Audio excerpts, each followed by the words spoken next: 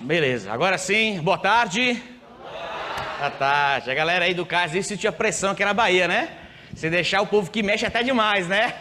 Tudo é movimento, a balança, é o sangue baiano, né? O sangue baiano é assim mesmo, é arretado. Eu não sou daqui não, mas tem um sangue daqui, que minha mãe é baiana, e eu gosto demais dessa terra aqui. Deus seja louvado. Quero mandar um abraço aí pro meu colega, pastor Rafael.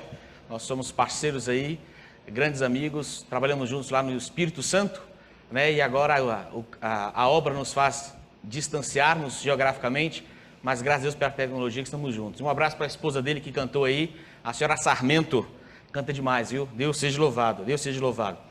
Nessa tarde que nós reunimos aqui a galera do Distrito de Jequié, reunimos a galera do Distrito do Casa aí em São Paulo, para junto a gente falar um pouco sobre uma geração fiel. Eu quero tratar de um assunto aqui que é um assunto às vezes difícil, polêmico, um assunto assim que às vezes é complicado para a gente entender, tem muita gente que tem muita opinião. Eu quero tratar esse assunto biblicamente. Então tudo que eu falar aqui, eu quero que vocês entendam assim, ó, o pastor está mostrando dentro da Bíblia, não é a opinião do pastor, não é o que o pastor acha melhor, acha pior, é dentro da Bíblia que a Bíblia tem a nos falar sobre esse assunto. Vocês vão entender do que eu estou falando. Uma geração fiel. Eu esqueci o controle lá em cima. Pega para mim, Sérgio. Pode passar em cima? O Sérgio vai buscar para mim o controle. Acabou ficando em cima. Abra a Bíblia, quem tem a Bíblia, quem quiser ler na Bíblia, quem quiser ler no texto da tela ou no seu celular que você está acompanhando aí, fique à vontade. Êxodo 11, 1 e 2. Êxodo 11, 1 e 2. Vamos ler aqui, que vai nos introduzir o assunto dessa tarde. Diz assim: disse o Senhor a Moisés: ainda mais uma praga trarei sobre Faraó e sobre o Egito. Então vos deixará ir daqui. Quando eu vos deixar, é certo que vos expulsará totalmente. Fala agora aos ouvidos do povo que todo homem peça ao seu vizinho e toda mulher à sua vizinha objetos de prata e de ouro. Você já sabe o contexto dessa passagem, você já entendeu, já sabe que é esse, está falando de praga, está falando da última praga. Aqui Deus está avisando ao povo de Israel que agora haveria mais uma praga. Houveram 9 pragas, as 9 pragas que Deus enviou não foi suficiente para convencer o coração do faraó, para amolecê-lo, muito pelo contrário, o coração do faraó foi se endurecendo cada vez mais para a ordem de Deus de deixar seu povo ir para o deserto, mas Deus já havia dito a Moisés que infelizmente ele teria que tocar no filho do faraó. E Deus por 9 vezes protelou esse momento, atrasou esse momento para não precisar tocar no filho do faraó. Mas como o faraó foi duro demais, não abriu seu coração a Deus, então Deus fala: olha Moisés, mais uma praga que eu vou trazer, essa praga vai ser diferente. Aqui Deus está anunciando a praga, a 10ª praga, a praga da morte dos primogênitos. E para que o povo não sofresse essa praga, eles precisavam se preparar e realizar a Páscoa. E Deus já avisa Moisés: Moisés, quando essa praga acontecer, o povo se proteger, o faraó vai libertar. Agora presta atenção, quando você sair daqui dessa terra, vocês foram o tempo de mais escravos aqui. Por séculos vocês foram escravos aqui, vocês foram humilhados, foram subjugados, foram massacrados, tratados como nada, pior do que um animal. Mas quando vocês saírem, vocês vão bater na porta de todos os egípcios e eles vão ter que dar a paga do tempo de serviço de vocês. Vocês vão sair porque o faraó vai deixar e vocês vão bater na porta de todos os egípcios na casa de quem vocês passarem e eles vão dar a prata e o ouro. Aqui o sentido são joias, joias de prata e joias de ouro. Esse é o sentido do texto bíblico. Por que joias? Naquele tempo, como muito antigamente, antes de se cunhar a moeda, antes de ter um sistema monetário, os bens que eram trocáveis e usados como moeda de troca eram as joias, metais preciosos, pedras preciosas. As joias, durante muito tempo, foi utilizado como uma forma de moeda, um sistema monetário para comprar, para pagar a joia. Portanto, as joias carregavam uma quantidade significativa de símbolos no tempo de Israel. A joia servia como moeda, como dinheiro, servia como riqueza, a joia servia como status social, a joia servia como autoridade. Muitas joias também tinham o seu serviço religioso, mas aqui o sentido é que o povo recebesse o pagamento, o dinheiro do tempo de escravidão que eles vivessem. Então o povo de Israel, quando sai do Egito, eles levam com eles uma quantidade enorme de joias, de prata e de ouro, de diversas joias, eles levam consigo, carregando esse pagamento do tempo de escravidão que eles tiveram no Egito. Mas você conhece a história, pouco tempo depois, ali ao saírem, aconteceu ali um desvio da fidelidade do povo de Israel. Quando Moisés subiu no Monte Sinai, e Moisés passou tempo demais no Monte Sinai, passando ali 40 dias no Monte Sinai, o povo angustiado embaixo, Então o povo chega para Arão e fala: Arão, Moisés está tempo demais, lá a gente não sabe o que aconteceu com Moisés. Se Moisés foi embora, se Moisés morreu, se Moisés fugiu, a gente não sabe o que aconteceu. E a gente quer fazer uma festa para o Senhor, a gente quer fazer uma festa para o Deus que nos libertou. Então eles não sabiam como cultuar a Deus. Fazia 400 anos vivendo no Egito, lhes era vedado, proibido fazer o culto a Deus. E eles não sabendo como fazer o culto correto a Deus, eles então decidiram fazer um culto nos padrões e nos moldes que eles conheciam, nos padrões egípcios. E uma das características de um culto egípcio, uma característica de qualquer culto pagão, é o uso de imagens. Então o povo de Israel se juntarão e fala assim: Arão, faz uma imagem para a gente, faz um objeto para que a gente possa adorar. E eles chamam essa imagem de Elohim. E Elohim na Bíblia é usado em referência ao próprio Deus. Desculpem. E Elohim é usado na Bíblia em referência ao próprio Deus. Então eles fazem essa imagem de esse bezerro de ouro. Arão faz esse bezerro de ouro para eles, porque Moisés estava distante. E aí eles realizam um culto, uma festa a Elohim, a esse bezerro de ouro. Deus está lá em cima no monte falando com Moisés. E Deus fala com Moisés: Moisés, desce, porque o povo se corrompeu. O povo se corrompeu. Deus não aceitou essa adoração. Essa adoração feita por eles, Deus não aceitou. E aí Moisés desce. Vocês conhecem esse episódio porque Moisés, ele ao chegar perto do acampamento de Israel, ainda no caminho do Monte Sinai, ele vendo a idolatria do povo, desobedecendo a ordem de Deus, ele quebra as tábuas dos 10 mandamentos. Então ele desce até o povo, ele repreende o povo, ele derrete o bezerro de ouro, ele joga na água e faz o povo beber a água com o ouro do bezerro de ouro. Então Moisés vai para fora do acampamento e diz: quem é do Senhor, vem até mim. E a Bíblia diz que todos aqueles que se arrependeram de se envolverem naquela idolatria vão para o lado de Moisés. A única tribo que foi por completo para o lado de Moisés foi a tribo de Levi. E Ellen White diz que a tribo de Levi foi a única tribo que não se juntou na festa idólatra ao bezerro de ouro. Por isso a tribo de Levi foi separada para conduzir a vida espiritual do povo de Israel. Deus então quis riscar o nome do povo do livro da vida, do livro da salvação. Deus disse para Moisés que não mais ia salvar aquele povo. Deus chegou a dizer para Moisés assim: Moisés, vamos esquecer esse povo. Vamos fazer o seguinte, Moisés, esquece esse povo e de você eu vou fazer você um novo Abraão. De você eu vou fazer uma nova geração. E Moisés disse: não, Senhor, não, esse é o teu povo. Tá bom, Moisés, tá bom. E quando o povo entendeu o que tinha acontecido e a gravidade da ação deles, eles se arrependeram. E lá em Êxodo 33, que é a continuação dessa história, diz assim, ó, Êxodo 33, 4 a 5. Se você em Sorocaba quiser abrir sua Bíblia, pode abrir, ou então pode ler aqui na sua tela. Êxodo 33, 4 a 5. Diz assim: ouvindo o povo essas más notícias, as más notícias que Deus não queria ir mais com ele. Deus disse: eu não vou mais com esse povo é pecador, eu não vou estar mais junto com eles. Ouvindo o povo essas más notícias, pôs-se a prantear, e nenhum deles vestiu seus atavios. Atavios aqui é seus adornos, são suas joias, seus ornamentos.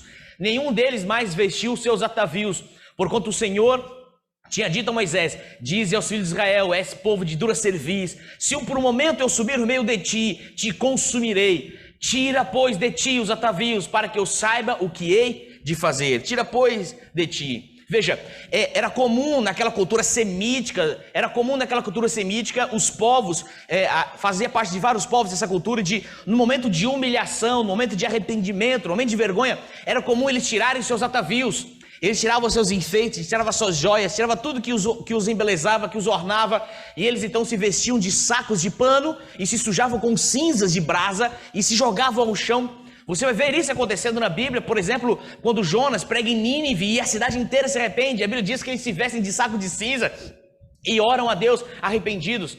Então era uma atitude comum, cultural daquela região fazer isso.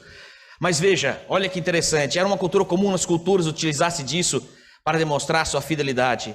Mas aqui há algo diferente, há um sinal diferente que acontece aqui. Tirar as joias numa demonstração de humilhação também era comum nos povos que lá aconteciam. Mas veja o que diz a Bíblia aqui, no verso 4, como nós lemos aqui. Ouvindo o povo essas más notícias, pôs-se a prantear, nenhum deles vestiu seus atavios. Eles de fato fizeram isso. Mas se você ler mais embaixo, diz assim: porquanto o Senhor tinha dito a Moisés, diz aos filhos de Israel, és povo de dura servir. Se por um momento eu subir no meio de ti, te consumirei. E aí Deus fala, no final do verso 5, Tira, pois, de ti os atavios, para que eu saiba o que hei de fazer. Aqui não é um ato de humilhação que parte do povo, não é um povo arrependido que por espontânea vontade tira suas joias, demonstrando essa humilhação. Mas ao tirarem as joias, descrito no verso 4 que está em cima, é uma resposta, na verdade, uma ordem que Deus tinha dito. Primeiro o texto bíblico fala da obediência deles, mas diz que essa obediência é porque Deus tinha dito para eles. Era comum os povos antigos também usarem as suas joias em fidelidade a Deus. Muitos usavam ornamentos em símbolos do seu Deus. Mas aqui o sentido é contrário. O povo de Israel não usa joia nesse momento em fidelidade a Deus, mas eles tiram as suas joias em fidelidade à ordenança de Deus. Eles estão se humilhando como era comum os outros povos, mas é muito mais do que uma humilhação, é muito mais do que uma demonstração externa de arrependimento, é um ato de obediência, pois foi Deus que ordenou que eles tirassem os atavios. E agora vem um ponto crucial, é que está no verso seguinte, que diz assim: então os filhos de Israel tiraram de seus atavios desde o monte Horebe em diante. Êxodo 33, 6. Até ali o povo estava imitando os costumes dos povos antigos. Eles viram os povos antigos usando suas joias. E a partir daquele momento, em obediência a Deus, em símbolo também de humilhação, mas primeiramente de obediência a Deus, que havia ordenado que eles tirassem suas joias, o texto bíblico diz que eles não só tiraram ali, no momento de humilhação, mas eles fizeram um compromisso com Deus, que dali em diante eles não mais usariam joias. Não mais usariam joias daquele momento em diante. Veja que alguns autores dizem, aqui Brevard Shield diz o seguinte: não foi uma atitude temporária, mas contínua. O compromisso de Israel era dali em diante não usar mais joias. Alan Cole diz o seguinte: tornou-se um regulamento perpétuo. Tornou-se um regulamento perpétuo. Outro texto de Alan Cole diz assim: Israel, em muitos aspectos, deve ter parecido uma nação de puritanos no mundo antigo, não só no culto e na moral, mas até mesmo no vestuário. Israel se torna um padrão diferente. Enquanto as culturas ao redor tinham um padrão semelhante de vestuário e de ornamento, Israel se torna um padrão diferente. E colocando no linguajar mais atual da reforma de puritanos, daqueles que querem ser mais puros, Israel parecia puritanos. Sabe aquele evangélico que você olha e já descobre que é evangélico pela saia grande? Sabe? Você pensa assim, ó, é de alguma igreja bem pentecostal, não é? Era assim Israel no meio antigo. Quando passava um israelita, o povo dizia: aquele ali é de Israel, olha a roupa dele. Ele não usa joias, olha as vestes dele. Esse povo é diferente. Se torna um padrão do povo de Deus no Antigo Testamento. Veja, Samuel Bacchiocchi. Bacchiocchi, em seu livro, que diz qual roupa, que é um livro que tem um nome de uma pergunta, né? Qual roupa? Ele diz o seguinte: olha, isso implica que os israelitas sinceros fizeram um compromisso de eliminar os ornamentos para mostrar seu sincero desejo de obedecer a Deus. Essa experiência assemelha-se a dos membros da família de Jacó em Siquém. Nos dois episódios, a remoção dos ornamentos fez parte dos preparativos para a renovação de um concerto com Deus. Muito antes de Israel fazer isso, muito antes de Israel lá no Monte Sinai, depois do bezerro, arrependidos e obedientes, obedecerem a Deus, tirar os atavios e fazer um compromisso de não mais usar aquelas joias, Samuel está dizendo que se compara a um outro episódio que aconteceu antes, no livro de Gênesis. Está lá em Gênesis 35, se você quiser abrir sua Bíblia, Gênesis 35. Aqui Deus está mandando que Jacó saísse de Siquém, onde ele estava morando com a sua família, e fosse para Betel. Betel foi o lugar onde Jacó parou na viagem quando ele saiu de casa, fugindo do seu irmão, por enganar o seu pai, roubar a bênção da primogenitura. Jacó, na viagem, ele para em Betel, e é lá que ele tem um sonho com a cabeça sobre a pedra, de uma escada que desce e sobe. E Betel significa casa de Deus. Ali ele faz um compromisso com Deus. Ele diz: Senhor, se o Senhor me abençoar, eu vou ser fiel a Ti, eu vou ser um fiel dizimista ao Senhor. Ele faz essa promessa. Passam-se muitos anos, Jacó é abençoado, ele fica rico, muito rico, sua família cresce. E agora que ele estava em Siquém, Deus disse: Jacó, você vai agora para Betel com sua família. E quando ele vai para Betel, Deus pede para Jacó primeiro para fazer uma purificação. A sua família, quando saiu da casa de seu sogro Labão, as suas esposas carregaram consigo ídolos de seu pai, do sogro de Jacó. Mas antes que Jacó, com sua família, pudesse chegar a Betel, lugar chamado Casa de Deus, então Deus pede a Jacó que faça uma limpeza, que tire os ídolos. E lá em Em Êxodo 35:4 diz assim: então deram a Jacó, aqui a família de Jacó, todos os deuses estrangeiros que tinham em mãos e as argolas que lhes pendiam das orelhas. E Jacó escondeu debaixo do carvalho que está junto a Siquém. Quando a família de Jacó ouviu de Jacó que eles precisavam fazer um concerto com Deus, um pacto com Deus, e eles precisavam se purificar de tudo que era desagrado com Deus, eles não só tiraram os ídolos que Deus havia ordenado, mas eles, por livre e espontânea vontade, eles tiram também todas as suas joias, os brincos que usavam, e enterram em Siquém as joias, os brincos e os ídolos, e agora purificados, consagrados, eles vão em direção a Betel, para o lugar que Deus havia ordenado que eles fossem. Isso aqui foi muito antes da história do bezerro. Então Samuel Bockiock está dizendo que essas duas histórias se relacionam. Da mesma forma que para chegar em Betel, a família de Jacó fez a purificação, e essa purificação envolvia também o externo, não só o interno, mas envolvia o externo. Para que Israel chegasse em Canaã, também era necessária a purificação, não só interna, mas também externa. Era necessário essa purificação. E aí nós vemos isso. Deus criou Jacó, mudar-se com sua família de Siquém. Nós vimos esse texto, não é? E aí nós podemos entender o seguinte: quando o povo se afastava de Deus, eles imitavam costumes dos povos ao redor. Lá em Isaías 3, 16 e 23, veja o que diz, Isaías 3. Livro de Isaías, capítulo 3, verso 16 a 23. Quando o povo de Deus se afastava de Deus, eles imitavam os costumes dos povos ao seu redor. Abandonavam os compromissos feitos com Deus e voltavam para as velhas práticas e os velhos costumes que outrora prometeram nunca mais fazer, mas acabavam voltando. E em Isaías 3, aqui eu não vou colocar na tela, se você quiser, você vai ter que abrir sua Bíblia, esse texto eu vou colocar só aqui para a gente ler, porque é um texto grande para colocar na tela. Diz assim, Isaías 3, 16 a 23. Diz mais ainda o Senhor: visto que são altivas as filhas de Sião, Sião é Jerusalém. Aqui Deus está falando para o povo judeu, o povo de Jerusalém. Diz ainda mais o Senhor: visto que são altivas as filhas de Sião, e andam de pescoço emproado, de olhares impudentes, andam a passos curtos, fazendo tinir os ornamentos de seus pés. O Senhor fará tinhosa a cabeça das filhas de Sião, o Senhor porá descoberta as suas vergonhas. Naquele dia tirará o Senhor o enfeite dos anéis dos tornozelos, e as toucas, e os ornamentos em forma de meia-lua, os pendentes, os braceletes e os véus esvoaçante, os turbantes, as cadeiazinhas, para aos passos, as cintas, as caixinhas de perfume e os amuletos, os sinetes, as joias pendentes do nariz, os vestidos de festas, os mantos, os chales, as bolsas, os espelhos, as camisas finíssimas, os atavios da cabeça e os véus grandes. Aqui o povo havia se desviado mais uma vez, o povo estava se corrompendo, estava imitando agora os costumes dos povos ao seu redor e voltaram a se enfeitar, voltaram a usar seus adornos, e não só era uma mudança externa, mas essa mudança externa era reflexo de uma mudança interna que havia acontecido deles.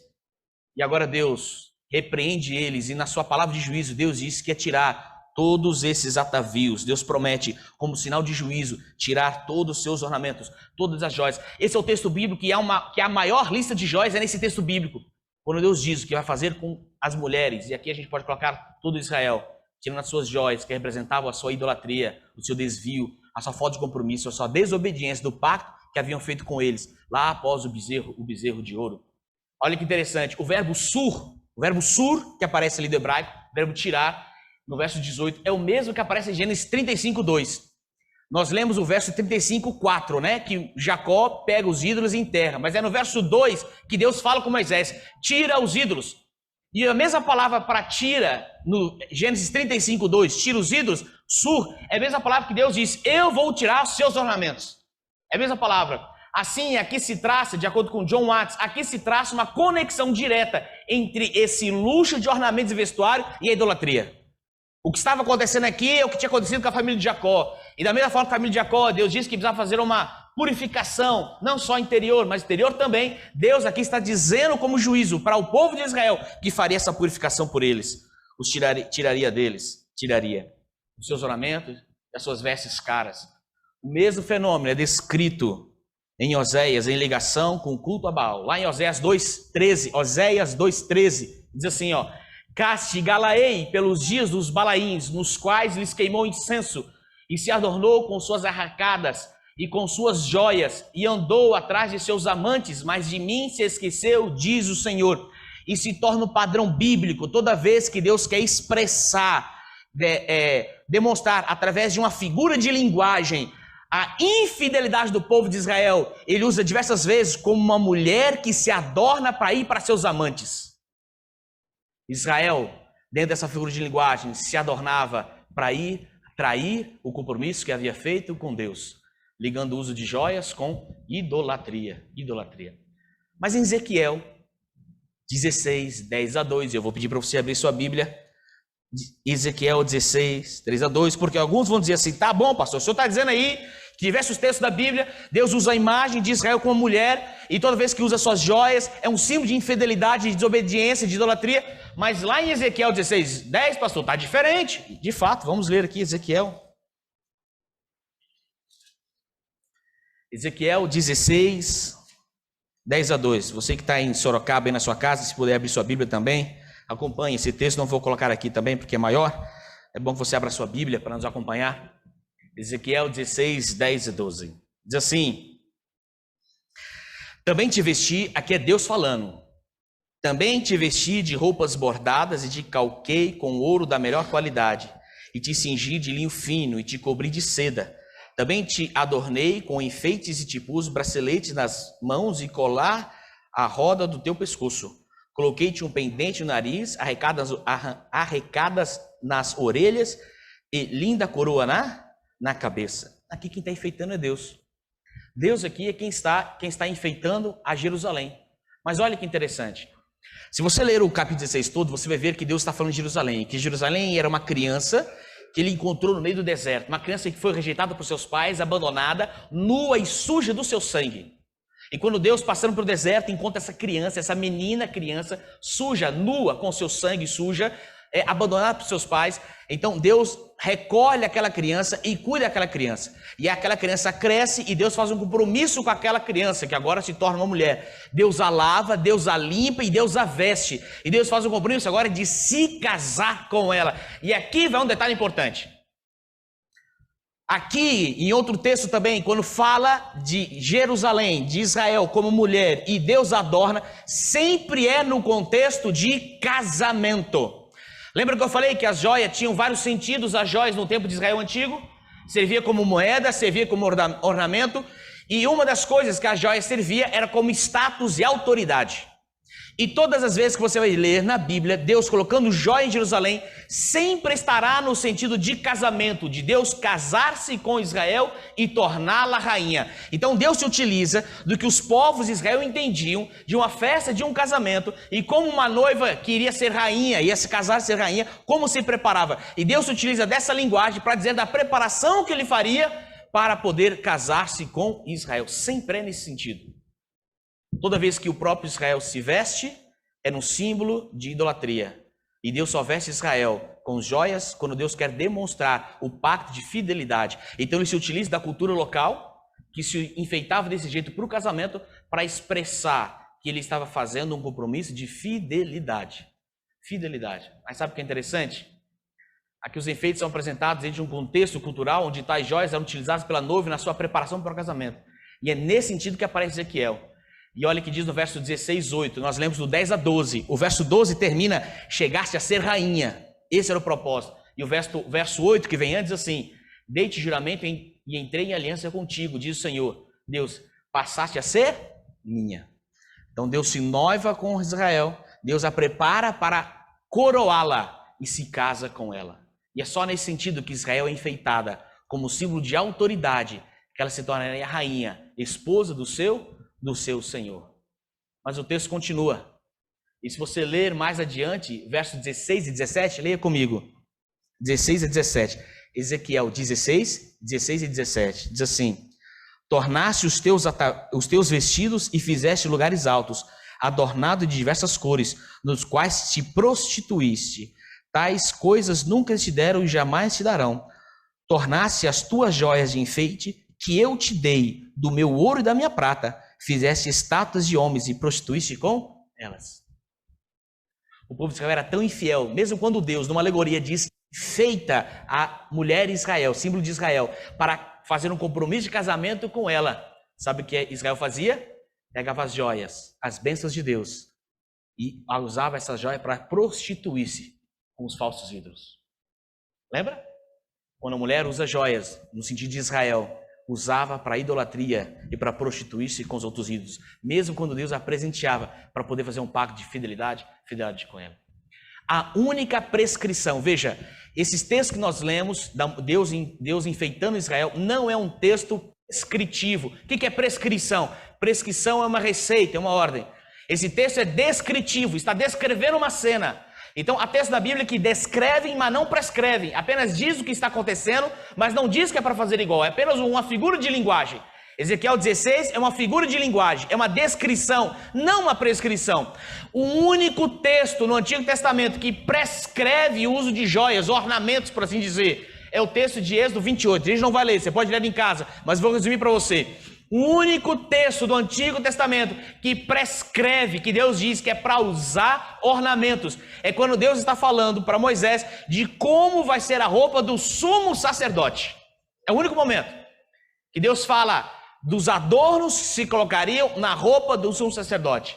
E a roupa seria muito bonita, teria fios de ouro, teria 12 pedras no seu peitoral, e teria 2 pedras de ônix nos seus ombros, e teria um turbante, e dentro dele um pedaço de metal, escrito santidade ao Senhor. Santidade ao Senhor. Mas sabe o que é curioso? Olha lá. A única prescrição de uso de adornos em todo o Antigo Testamento está relacionada às vestes do sumo sacerdote. Êxodo 28, você pode ler depois. Ainda assim, é o único texto da Bíblia que Deus prescreve usar ornamento. Diz que é para usar. Ainda assim, os adornos eram empregados à roupa e não ao seu corpo. Não era o sacerdote que colocava sobre ele, nas suas orelhas, no seu nariz, no seu pulso, no seu tornozelo. As joias, as pedras preciosas, os metais preciosos não eram colocados sobre o sumo sacerdote. Eram pregados na roupa do sumo sacerdote. E há uma diferença aí. Porque o que era enfeitado era a roupa. E lembra que o sumo sacerdote é uma representação de Cristo. E nesse sentido, o sumo sacerdote só usava aquela roupa em função do serviço do sacerdócio. Aquela roupa não era roupa bonita para ele sair desfilando no meio de Israel, falando assim, olha quais as roupas que eu uso, olha as roupas belas que Deus me deu, olha como tenho joias. Não, aquelas roupas eram para ser usado apenas num culto religioso, no ritual do santuário, e apenas o sumo sacerdote. Todos os outros sacerdotes, nenhum deles tinha essa roupa, só o sumo sacerdote, e usava somente enquanto na função. Quando ele terminava de realizar o ritual como sumo sacerdote, ele tirava essas roupas ornadas e guardava. Os enfeites não era para ele, os enfeites era para enfeitar o símbolo que ele usava de Cristo quando intercedia pelo povo. Nessa simbologia, é o único texto da Bíblia que Deus diz para usar joias. E ainda assim não são joias apenas de adorno, são joias de autoridade e símbolo religioso. E são joias que não são colocadas no corpo do sumo sacerdote, mas apenas em sua roupa, que só usava em função do seu ofício. E quando não estava em ofício, não podia usar aquela roupa. Então não tem nada a ver com adorno, não tem nada a ver com enfeite. Tem a ver com o símbolo de Jesus no Antigo Testamento. Agora quer saber qual é a prescrição que Deus tem para o povo? A única coisa que Deus diz para o povo usar está em Números 15, 38 a 39. Se você quiser abrir sua Bíblia, ou pode ler comigo na tela. Números 15, 38 e 39.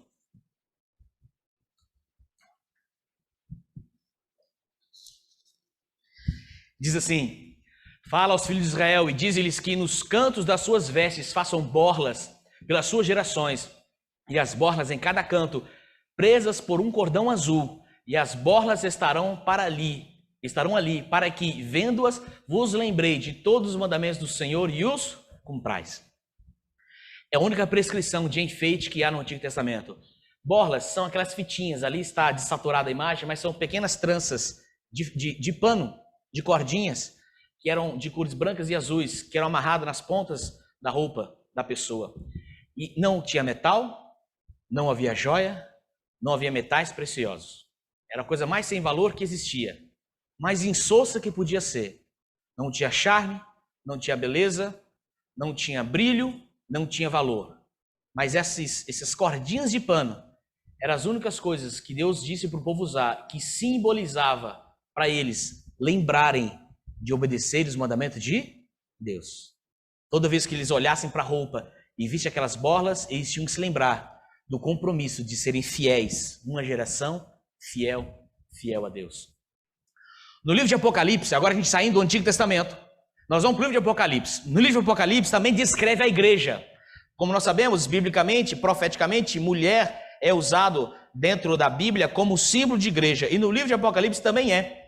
No livro de Apocalipse, quando se utiliza de linguagem antropomórfica, o que é linguagem antropomórfica? É você falar no sentido humano, uma coisa que não é humana. Então, quando você fala assim, o meu cachorro se sentiu sozinho e quando eu cheguei ele quis me dar um abraço. O cachorro não sente sozinho, de saudade como ser humano, e cachorro não dá abraço, né, como ser humano. Mas você está usando uma linguagem humana, como se o cachorro fosse humano, para tentar explicar o que houve. Você está antropomorfizando o cachorro. Então, na Bíblia, muitas vezes, Deus pega algo e antropoformiza. Ele pega a igreja, que são pessoas, e trata como uma única mulher. Então, quando Deus se utiliza dessa linguagem antropomórfica para falar da igreja, não se utiliza mais como no Antigo Testamento.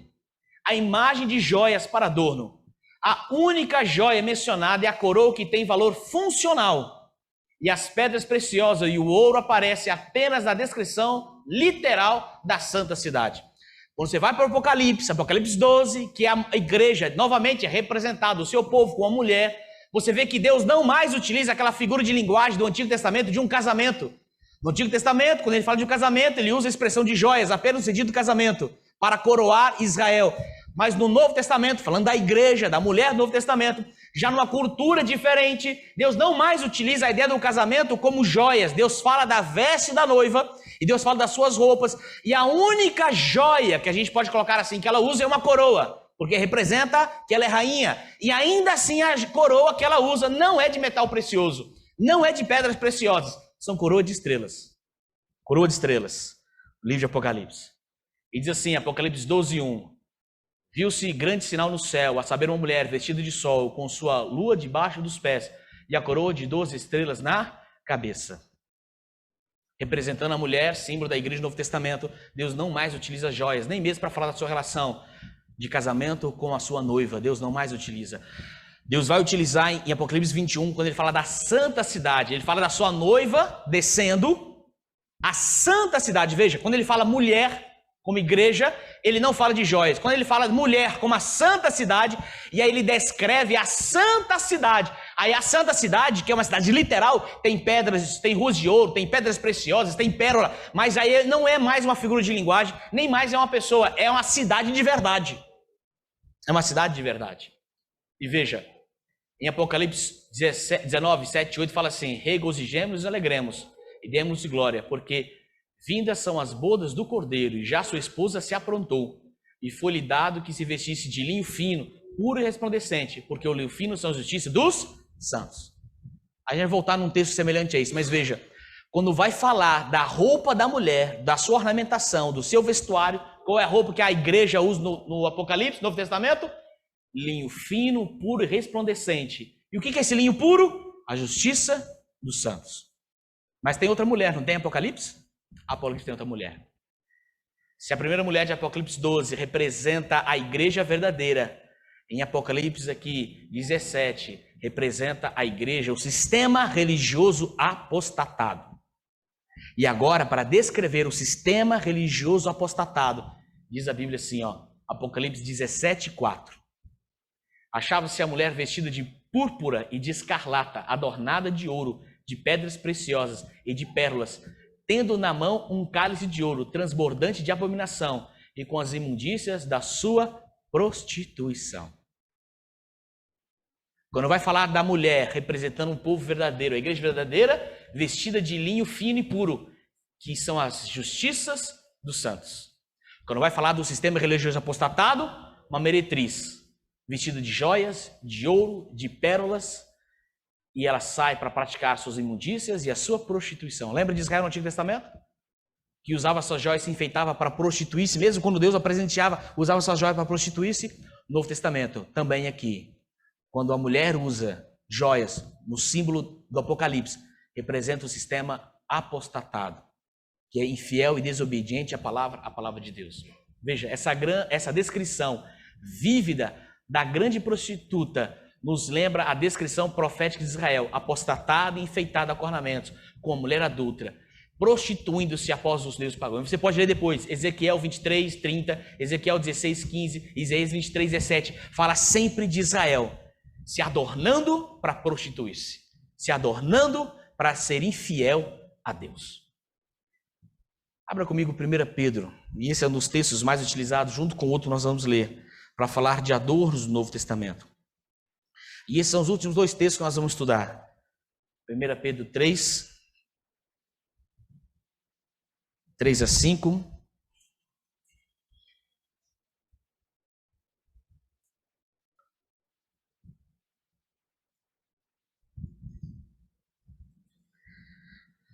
Primeira Pedro 3, 3 a 5. Diz assim: não seja o adorno da esposa o que é exterior, como frisado de cabelo, adereço de ouro, aparato de vestuário. Seja, porém, o homem interior, do coração unido ao incorruptível trajo de um espírito manso, tranquilo, que é de grande valor diante de Deus. Primeira coisa que eu quero dizer, o fato de dizer mulher aqui não quer dizer que só serve para mulher. O princípio aplicado aqui, a ordem dada aqui não se aplica somente às mulheres, se aplica à igreja como um todo. Se aplica à igreja como um todo. Mas aqui há um princípio, é dado o ensinamento. Veja, frisado de cabelos. Há 3 tipos de ornamentos que são mencionados por Pedro, que são ornamentos, são enfeites que Pedro diz que não é para ser usado. 3 tipos. O primeiro é frisado de cabelos, e ali está a palavra, a transliteração da palavra em grego. O que significa isso? Uma expressão técnica que descreve um tipo específico de penteado. Então, quando Pedro está falando frisado de cabelo, ele está falando um tipo específico de cabelo. Não é assim, a mulher não pode pentear nada. Não, a mulher não deve pentear esse tipo de penteado, esse tipo de arrumação de cabelo. Expressão técnica descreve um tipo específico de penteado, um estilo elaborado de pentear-se, fazendo tranças de altura fora do comum e que às vezes era sustentado por um arame ou uma laca. O cabelo era algumas vezes enfeitado e com incontáveis lantejoulas de ouro ou pérolas ocultando quase inteiramente o cabelo, brilhando e reluzindo a cada movimento de cabeça. Então era uma verdadeira pirâmide, era algo que ostentava a cabeleira para cima, passando qualquer sentido natural da altura do cabelo, e eram colocados pedaços de arame, de paus lá dentro para manter a estrutura em pé, e às vezes se colocava tanta coisa, tanto ouro, tanta pérola, que nem mais se via o cabelo, e a mulher tinha que literalmente ficar ali, ó, equilibrando. Mas não eram só as mulheres. A descrição de homens que faziam isso com a barba, que faziam a barba crescer, e depois que a barba crescia, trançava a barba e enfeitava como se fosse com miçangas de ouro, né? E fazia aquelas tranças. E alguns estudiosos chegam a dizer que esses homens e as mulheres, quando estavam enfeitados assim, eles não gostavam muito de cumprimentar as pessoas, eles passavam meio de lado, porque às vezes quando se cumprimentavam, às vezes se enroscava uma barba na outra, um cabelo no outro. Então tinha que andar um pouco afastado, aquele cumprimento de longe, porque não podia nem chegar, de tão suntuoso que era a cabeleira, que era o enfeite. Cabeleiro frisado, cabelos frisados. O outro ponto está aqui, ó. Primeiro ali em cima, adornos de ouros, e ali tem a transcrição ali, a transliteração do texto, das palavras. Diz assim: estes incluíram colares, brincos, braceletes, ornamentos de ouro usado em torno do cabelo. Então, quando ele diz adornos de ouro, agora, enquanto o penteado, ele está sendo específico no tipo de penteado. Quando ele fala em adorno de ouro, ele está sendo genérico, ele está sendo abrangente.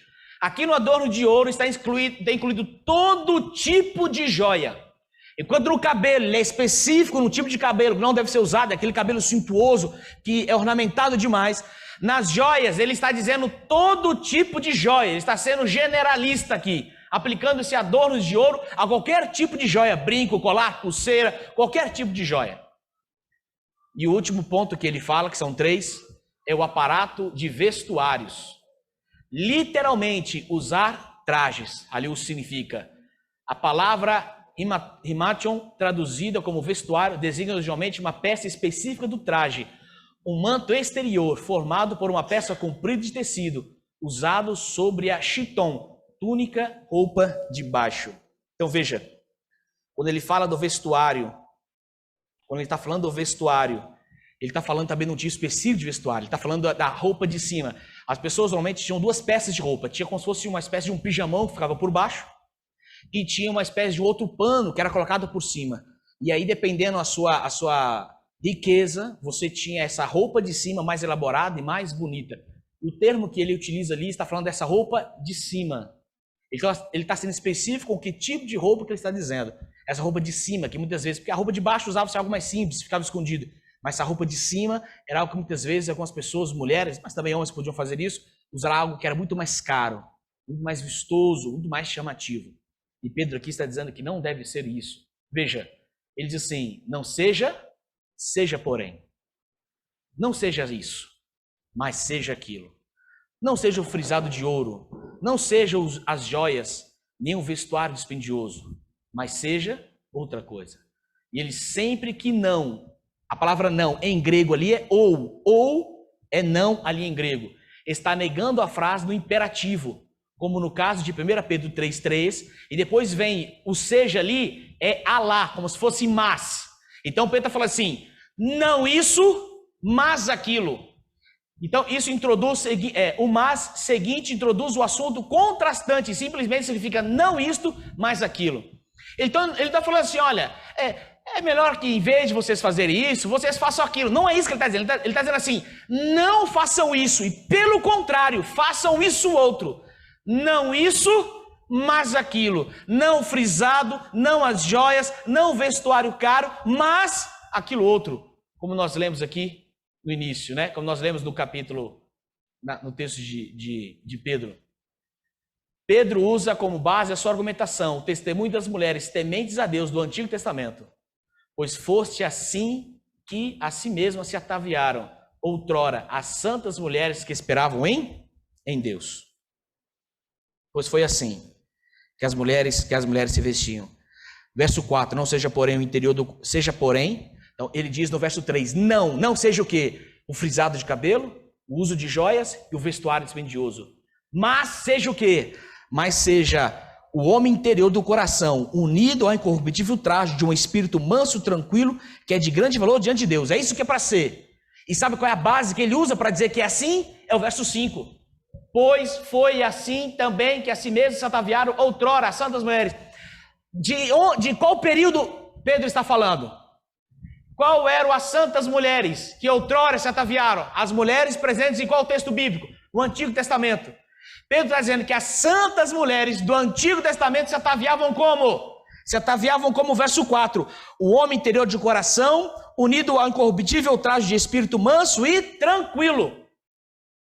Então Pedro está dizendo que o padrão do Antigo Testamento não é o uso de joias. Pedro está dizendo para a igreja do Novo Testamento, siga o padrão das mulheres santas do Antigo Testamento, porque as mulheres santas do Antigo Testamento não usavam joias, não faziam frisado de cabelo, nem vestuário dispendioso.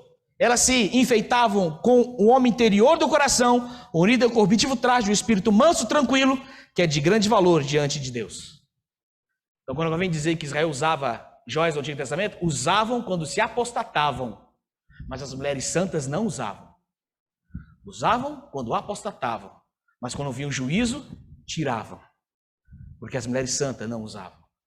Outro texto, 1 Timóteo 2, 9 e 10. 1 Timóteo, abra na sua Bíblia aí. 1 Timóteo 2, 9 e 10. Agora o apóstolo Paulo. Primeiro foi Pedro, agora é Paulo escrevendo a Timóteo.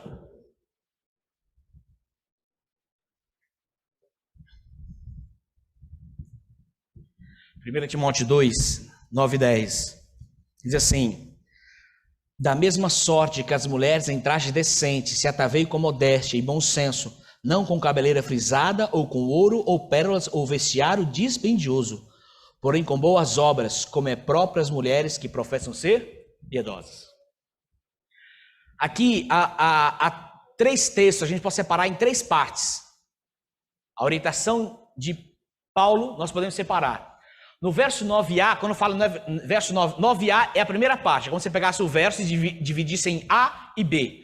A primeira parte do verso 9, ele fala do adorno, o adorno apropriado. No 9b, que é a segunda parte do verso 9, ele fala do adorno inapropriado. E no verso 10, ele fala do adorno apropriado. Então ele vai do certo para o errado e volta para o certo. Então aqui ele está fazendo um paralelismo. Certo vai para o errado e depois volta para aquilo que é certo. Então há um movimento a partir dos princípios gerais, do verso 9a para exemplos específicos do verso 9b e para o adorno espiritual do verso 10. O primeiro e o último são afirmados, o 9a e o 10, mas o do meio, o 9b, é rejeitado. Isso fica bem explícito no grego. O primeiro e o último são aplicáveis, aceitos, ordenados, mas o do meio deve ser rejeitado. Então veja, 9a, o que ele diz no 9a? Diz assim, que as mulheres em traje decente se ataveiem com modéstia e bom senso. Aqui ele está dando o padrão. Aqui Paulo está dando o padrão de como deve ser o vestuário das mulheres. E volta a dizer, aqui se aplica aos homens também. Aplica a toda a igreja. Em traje decente, se ataveiem com modéstia e bom senso. Agora veja, a palavra traje decente, ou a expressão traje decente, também pode significar conduta ou aparência exterior. Então, quando ele fala assim, olha, as mulheres em traje decente, ele está falando assim também, as mulheres em conduta decente, em procedimento exterior decente. Então, ele não está falando só de roupa, ele está falando de atitude exterior. E essa atitude exterior, tanto a roupa quanto a conduta, a atitude exterior, deve ser enfeitado com modéstia e bom senso. Então, tanto a roupa deve ser modesta e bom senso, mas a própria atitude comportamental também deve ser em modéstia e bom senso. E aí vem o 9b, aquilo que é inapropriado, aquilo que é rejeitado.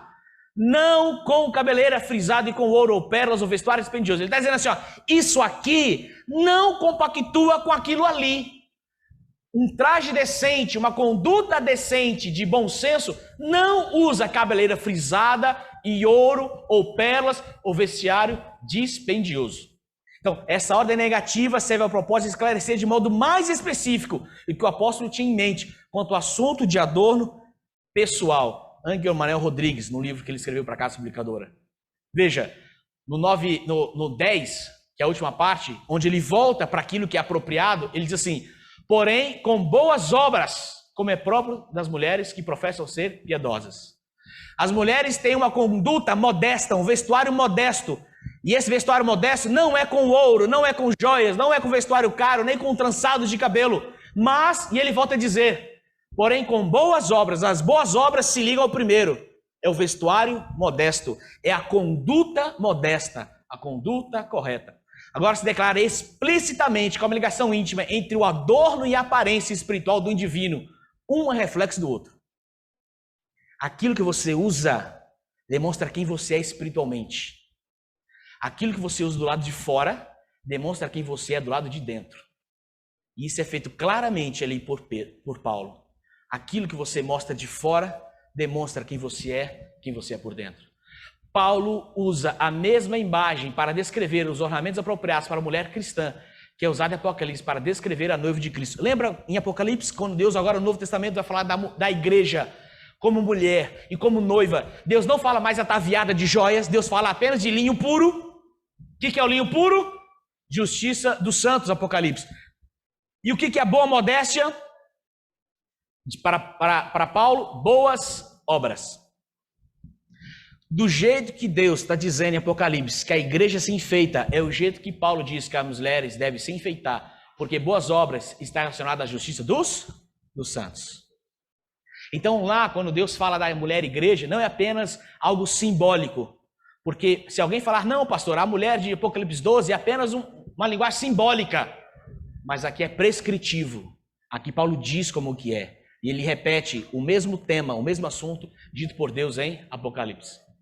A forma como esses dois textos, 1 Pedro, que nós lemos, e 1 Timóteo, que nós lemos, estão escritos no grego e deixa claro que nem todos os tipos de penteado de roupas eram rejeitados. Veja, tanto Pedro quanto Paulo, não fala assim, as mulheres não penteiam o cabelo. Não, fala assim, não penteie com frisado do cabelo. E Paulo fala com tranças. É um tipo específico de você pentear o cabelo, de você arrumar, que é uma forma suntuosa, enfeitada com joias, muito elaborado. Então, no penteado eles são específicos qual tipo de penteado é proibido. Tipo de penteado de roupas, e roupas, as roupas também. Tanto Pedro quanto Paulo são específicos nos tipos de roupa que são proibidas. Mas aqueles que eram extravagantes e onerosos, os vestuários que não podiam, não é qualquer vestuário que a mulher não pode usar. Claro que pode usar, mas não usasse aqueles que fossem extravagantes e onerosos. E que as joias ornamentadas eram completamente proibidas. Olha que interessante. Quando ele vai falar, Pedro e Paulo, vai falar do cabelo, fala assim, ó, não use esse tipo de cabelo, não use esse tipo de penteado exagerado, pomposo, caro. Não use esse tipo de penteado. Não use esse tipo de roupa, essa roupa exagerada, pomposa, cara. Então, para o penteado e para a roupa, há um tipo específico que a gente deve não usar. Mas para joias, não há um tipo específico. Não use nenhum tipo de joia. É genérico, é aberto, não é específico a um tipo, mas se enquadra em todos os tipos. E fica claro no grego, tanto em Pedro quanto em Timóteo, que nas joias se aplica a qualquer tipo de joia. Cabelo, tome cuidado, aquele tipo não. Roupa, tome cuidado, aquele tipo não. Joias, nenhum tipo. Todos os tipos não. Todos os tipos não. Claudete Nogueira, uma professora da Unip, numa apostila que ela fez para o curso lá, chamada apostila Homem e Sociedade, ela diz assim, ó, essa professora de faculdade, as vestimentas que usamos não são apenas utilitárias, servindo para nos proteger do frio e do calor. Elas são carregadas de simbologias sociais, por meio delas comunicamos nossa posição social, nossa identidade, nosso estilo de vida, nossa condição emocional.